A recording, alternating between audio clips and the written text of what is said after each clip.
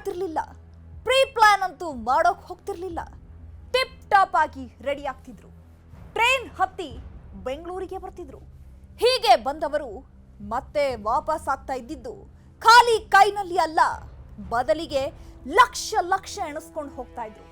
ಮಿರಮಿರ ಮಿಂಚುವಂತಹ ಚಿನ್ನಾಭರಣದ ಜೊತೆ ಎಸ್ಕೇಪ್ ಆಗ್ತಿದ್ರು.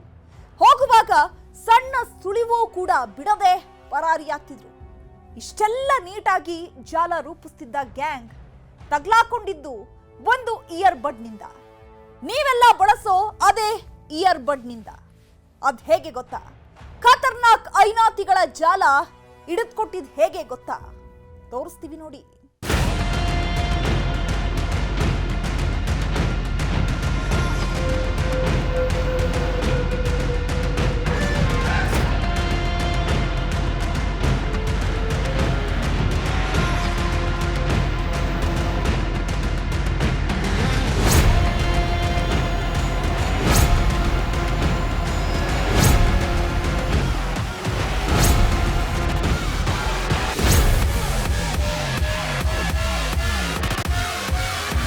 ಸೀರೆಯುಟ್ಟಾಗಿ ಸುಂದರಿಯನ್ನ ಸರಿಯಾಗಿ ನೋಡಿ. ಕುತ್ತಿಗೆಯಲ್ಲಿ ನೆಕ್ಲೆಸ್ಸು, ಕೈಯಲ್ಲಿ ಮೊಬೈಲು, ನಗುವಿನಲ್ಲೇ ಸೆಳೆಯೋ ಕೋಮಲೆ. ಇಂತಹ ಚಂದುಳ್ಳಿಯ ಲುಕ್ಕು, ಸೀರೆಯುಟ್ಟಾಗಿ ನಾರಿಯ ಲುಕ್ಕು ಇಷ್ಟು ದಿನ ಚೆನ್ನಾಗಿಯೇ ಇತ್ತು. ಮುಖದಲ್ಲಿ ನಗು ಹಾಗೇ ಇತ್ತು, ಲೈಫು ಕೂಡ ಬಿಂದಾಸ್ ಹಾಗೇ ಇತ್ತು. ಆದ್ರೀಗ ಬರ್ಬಾದಾಗೋಗಿದ್ದಾಳೆ. ಯಾಕಂದ್ರೆ ಇವಳು ಹಾಗೂ ಇವಳ ಗ್ಯಾಂಗ್ ಈ ನೆಕ್ಲೆಸ್ ಸುಂದರಿಯ ಜಾಲವೇ ತಗಲಾಕೊಂಡಿದೆ.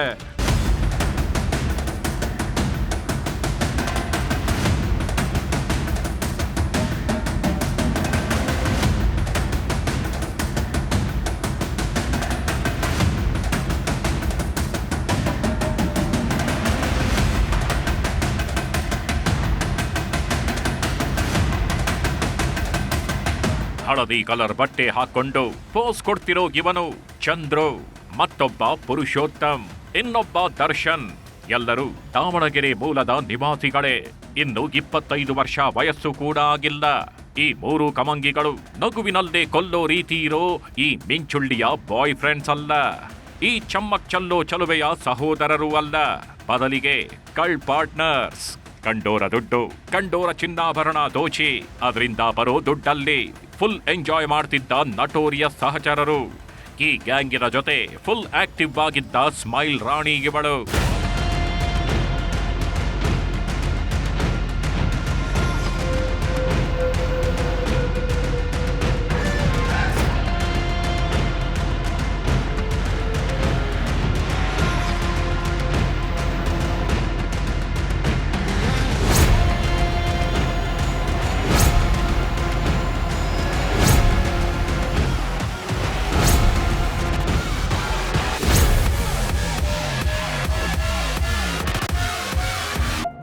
ಈ ಮೂವರು ಕಿರಾತಕರು ಫೀಲ್ಡ್ಗಿಳಿದು ಕಳ್ಳತನ ಮಾಡಿದ್ರೆ ಈ ಸುಂದರಿ ಈ ಗ್ಯಾಂಗ್ನ ರೂಟ್ ಮ್ಯಾಪ್.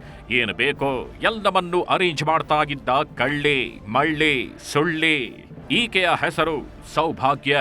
ಬೆಂಗಳೂರಿನ ಕೂಡ್ಲು ಗೇಟ್ ಸಮೀಪದ ಅಪಾರ್ಟ್ಮೆಂಟ್ ಒಂದರಲ್ಲಿ ಹೈಫೈ ಲೈಫ್ ಲೀಡ್ ಮಾಡ್ತಿದ್ಲು. ಪುಕ್ಸಟ್ಟೆಯಾಗಿ ದುಡ್ಡು ಸಿಗತ್ತೆ, ಬೇಡ ಅಂದ್ರೂ ಕೈಗೆ ಸಾವಿರ ಬಂದು ಬೀಳತ್ತೆ ಅಂದ್ರೆ ಲೈಫು ಐಷಾರಾಮಿಯಾಗಿ ಕಳೀಬೋದು ಬಿಡಿ. ಆದರೆ ಐಷಾರಾಮಿ ಜೀವನ ಕಳಿಯೋಕೆ ಹೇಗೆ ಕಳ್ಳತನ ಮಾಡ್ತಿದ್ರು, ಹೇಗೆಲ್ಲ ಸುಳಿವು ಬಿಟ್ಟು ಕೊಡದೆ ಎಸ್ಕೇಪ್ ಆಗ್ತಿದ್ರು, ಹೇಗೆಲ್ಲ ಜಾಲವನ್ನ ಸೃಷ್ಟಿಸಿಕೊಂಡು ಚಿನ್ನಾಭರಣ ದೋಚ್ತಿದ್ರು ಅನ್ನೋದನ್ನ ಕೆದಕಿದ್ರೆ ಇಂಟ್ರೆಸ್ಟಿಂಗ್ ಸಿನಿಮಾ ಸ್ಟೋರಿಯೇ ತೆರೆದುಕೊಳ್ತಿದೆ.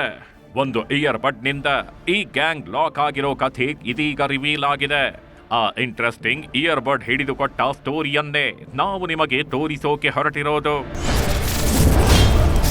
ಚಪ್ಪಲಿ ಹಾಕಲ್ಲ, ಮೊಬೈಲ್ ಬಳಸಲ್ಲ, ಕಾಲಿಟ್ರೆ ಖಾಕಿ ಕೈನಲ್ಲಿ ಹೋಗಲ್ಲ.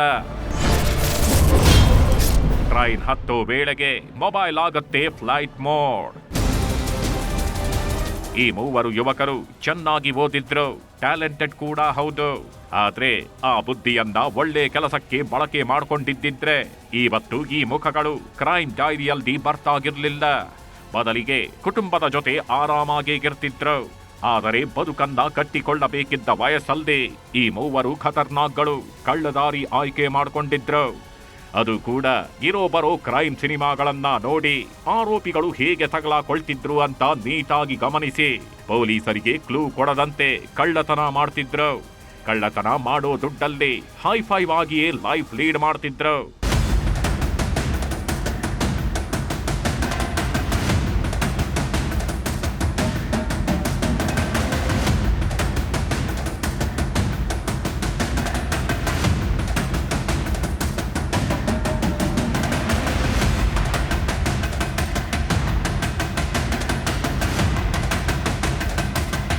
ಎಲ್ರೂ ಫೇಸ್ಬುಕ್ ಫ್ರೆಂಡ್ಸೇ, ಎಲ್ರೂ ಮಾತನಾಡ್ಕೊಂಡು ಬೆಂಗಳೂರಿನಲ್ಲಿ ಕಳ್ಳತನ ಮಾಡೋಕ್ ಬರ್ತಿದ್ರು. ಹೀಗೆ ಕಳ್ಳತನ ಮಾಡೋಕೆ ಬರೋವಾಗ ಟ್ರೈನ್ ಬಳಸ್ತಿದ್ರು. ಟ್ರೈನ್ ಬಳಸೋಕು ಮುನ್ನ ದಾವಣಗೆರೆಯಲ್ಲಿ ಟ್ರೈನ್ ಹತ್ತೋಕು ಮುನ್ನ ತಮ್ಮ ಮೊಬೈಲ್ಗಳನ್ನ ಫ್ಲೈಟ್ ಮೋಡ್ಗೆ ಹಾಕ್ತಿದ್ರು. ನಂತರ ಬೆಂಗಳೂರಿನ ಕೆಲ ಏರಿಯಾಗಳಿಗೆ ಹೋಗಿ ಅಲ್ಲಿ ಮನೆಗಳನ್ನ ಟಾರ್ಗೆಟ್ ಮಾಡಿ ಕಳ್ಳತನ ಮಾಡಿ ದಾವಣಗೆರೆಗೆ ಮತ್ತೆ ವಾಪಸ್ ಆಗೋ ತನಕ ಆ ಮೊಬೈಲ್ಗಳನ್ನ ಆನ್ ಮಾಡ್ತಿರ್ಲಿಲ್ಲ. ಯಾಕಂದ್ರೆ ಅದೆಷ್ಟೋ ಪ್ರಕರಣಗಳಲ್ಲಿ ಮೊಬೈಲ್ ಲೊಕೇಶನ್ ನಿಂದಲೇ ಕಳ್ಳರು ತಗಲಾಕೊಂಡಿದ್ದಾರೆ ಅನ್ನೋದು ಈ ಖತೀಮರಿಗೆ ಚೆನ್ನಾಗಿ ಗೊತ್ತಿತ್ತು. 15 ಲಕ್ಷ ಬೆಲೆ ಬಾಳುವ ಚಿನ್ನಾಭರಣ, ಇಯರ್ಬಡ್ ಕಳ್ಳತನ.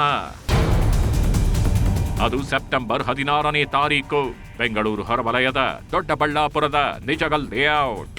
ಇದೇ ಏರಿಯಾದಲ್ಲಿ ಆವತ್ತು ರಾತ್ರಿ ಕಳೆದು ಬೆಳಗಾಗುವಷ್ಟರಲ್ಲಿ ಕಳ್ಳತನ ನಡೆದಿತ್ತು. 15 ಲಕ್ಷ ಬೆಲೆ ಬಾಳುವ ಚಿನ್ನಾಭರಣ ಹಾಗೂ ಒಂದು ಇಯರ್ಬಡ್ ಕಳ್ಳತನ ಮಾಡಿ ಎಸ್ಕೇಪ್ ಆಗಿದ್ರು. ಪಕ್ಕದ ಏರಿಯಾದಲ್ಲಿ ಇನ್ನೊಂದು ಮನೆಯನ್ನು ಗುಡಿಸಿ ಗುಂಡಾಂತರ ಮಾಡಿದ್ರು. ಆದರೆ ಈ ಕೇಸ್ನಲ್ಲಿ ಪೊಲೀಸರಿಗೆ ಯಾವುದೇ ಕ್ಲೂ ಸಿಗೋದಿಲ್ಲ. 10 ಸಿಸಿ ಕ್ಯಾಮೆರಾಗಳನ್ನ ಪರಿಶೀಲನೆ ಮಾಡಿದಾಗ ಈ ಖತರ್ನಾಕ್ಗಳು ಹೊಂಚಾಕಿ ಓಡಾಡುವ ದೃಶ್ಯ ಮಾತ್ರ ಸಿಕ್ಕಿತ್ತು. ಇದು ದೊಡ್ಡಬಳ್ಳಾಪುರ ಗ್ರಾಮಾಂತರ ಠಾಣಾ ವ್ಯಾಪ್ತಿನಲ್ಲಿ ಅಮಾವಾಸ್ಯೆ ದಿನ ರಾತ್ರಿ 4 ಜನ ಬಂದು ಬರಿಗಾಲಲ್ಲಿ ಬಂದು ಸೌಂಡ್ ಆಗ್ದಿರ ಎಲ್ಲ ಬಡಾವಣೆಯಲ್ಲಿ ಒಂಟಿ ಮನೆಗಳನ್ನ ಐಡೆಂಟಿಫೈ ಮಾಡಿ ಹೊರಗಡೆಯಿಂದ ಯಾರು ಲಾಕ್ ಮಾಡಿರ್ತಾರೆ ವಿಸಿಬಲ್ ಆಗಿ ಪಾಟ್ ಲಾಕ್ ಏನು ಹಾಕಿದ್ದಾರೆ ಅಂತ ಅವ್ರು ಗಮನಿಸಿ ಮನೆಯಲ್ಲಿ ಯಾರೂ ಇಲ್ಲ ಅಂತ ಕನ್ಫರ್ಮ್ ಮಾಡಿಕೊಂಡು ಒಂದು ಮನೆಗೆ ಹೋಗಿ 100 ಗ್ರಾಮ್ ಅಷ್ಟು ಒಡವೆ ಮತ್ತು ಬೆಳ್ಳಿ ಸಾಮಾನು ಕಳ್ತನ ಮಾಡ್ತಾರೆ. ಮತ್ತೊಂದು ಮನೆಯಲ್ಲಿ ಕಳ್ತನ ಮಾಡಿರ್ತಾರೆ.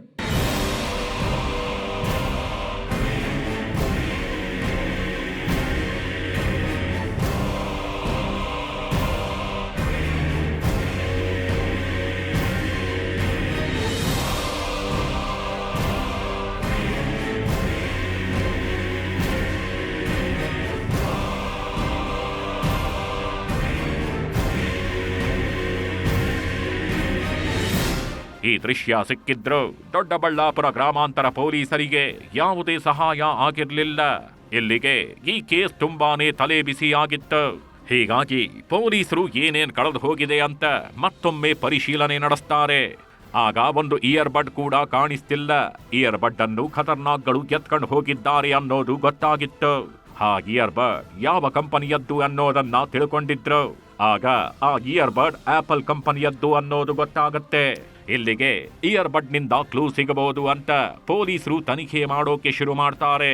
ಮನೆ ಮಾಲೀಕನ ಬಳಿ ಬಂದು ಮನೆ ಮಾಲೀಕನ ಮೊಬೈಲ್ ಪಡೆದು ಫೈಂಡ್ ಮೈ ಲೊಕೇಶನ್ ಅನ್ನೋ ಆಪ್ ಒತ್ತಿ ನೋಡಿದಾಗ ಇಯರ್ಬಡ್ ಒಂದು ಲೊಕೇಶನ್ ತೋರಿಸಿದೆ.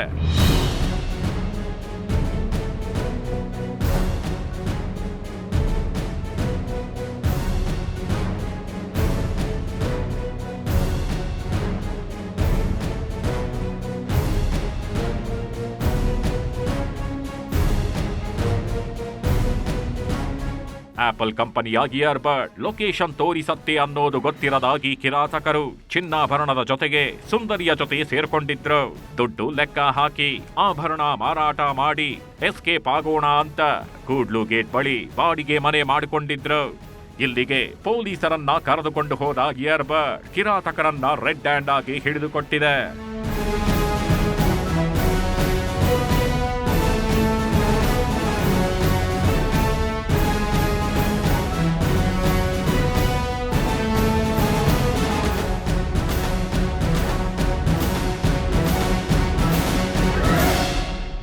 ಈ ಕೇಸಲ್ಲಿ ನಮ್ಗೆ ಒಂದು ಇದು ಇರುತ್ತೆ, ಆ್ಯಪಲ್ ಒಂದು ಐಟಮ್ ಅವ್ರು ಯೂಸ್ ಮಾಡ್ತಾರೆ, ಆ್ಯಪಲ್ ಕಂಪನಿದು.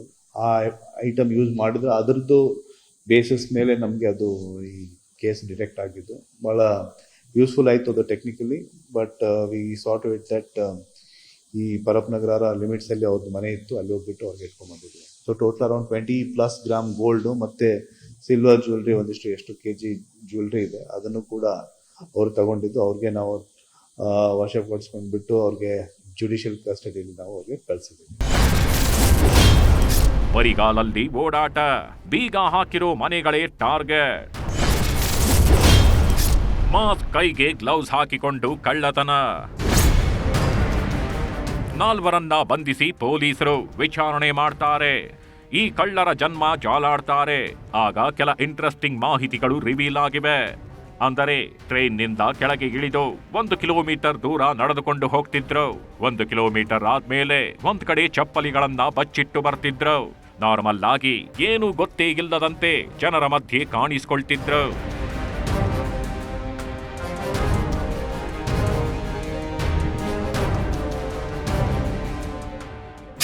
ಇವರೆಲ್ಲ ದಾವಣಗೆರೆಗೆ ಜಿಲ್ಲೆಯ ಸೇರುವಂಥವ್ರು. ಪುರುಷೋತ್ತಮ ಮತ್ತು ದರ್ಶನ್, ಚಂದ್ರು ಮತ್ತು ಒಂದು ಹುಡುಗಿ ಸಹಿತ ಒಂದು ಪ್ಲ್ಯಾನ್ಡ್ ಎಜುಕೇಟೆಡ್ ಗ್ಯಾಂಗ್. ಇವರು ಪ್ಲ್ಯಾನ್ ಮಾಡಿ ಯಾವುದೇ ಶಬ್ದ ಆಗದಿರ, ನಾಯಿಗಳಿಗೆ ಶಬ್ದ ಮಾಡಿದ್ರೆ ಬಿಸ್ಕೆಟ್ ಹಾಕೋದು, ಬರಿಗಾಲಲ್ಲಿ ಬರೋದು, ಎಲ್ಲ CCTV ಇಲ್ದಿರ ಮಾಡೋಂಥದ್ದು.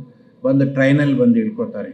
ಟ್ರೈನಲ್ಲಿ ಬಂದು ಇಳ್ಕೊಂಡ್ಬಿಟ್ಟು ರೈಲ್ವೆ ಸ್ಟೇಷನ್ ಸುತ್ತಮುತ್ತ ಐಸೋಲೇಟೆಡ್ ಲೇಔಟ್ಸ್, ಒಂಟಿ ಮನೆಗಳ ದೂರ ಮಾಡೋಂಥದ್ದು ಮಾಡ್ಕೊಂಡು ಹೋಗಿ ಆಪೋಸಿಟ್ ಏರಿಯಾದಲ್ಲಿ ದೊಡ್ಡಬಳ್ಳಾಪುರದಲ್ಲಿ ಮಾಡಿ ಪರಪ್ ನಗರದಲ್ಲಿ ಹೋಗಿ ಸೆಟ್ಲ್ ಆಗಿತ್ತು.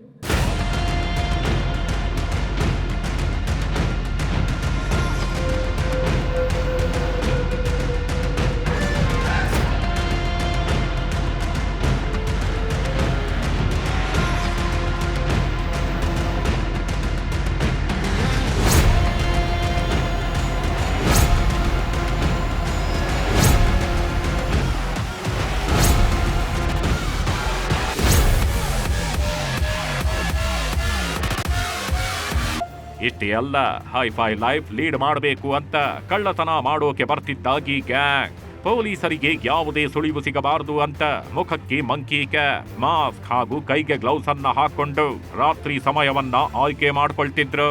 ನಂತರ ಈ ಗ್ಯಾಂಗ್ನ ಸದಸ್ಯರು ಒಬ್ಬೊಬ್ಬರು ಒಂದೊಂದು ಕೆಲಸವನ್ನ ಹಿಡಿದುಕೊಳ್ತಿದ್ರು.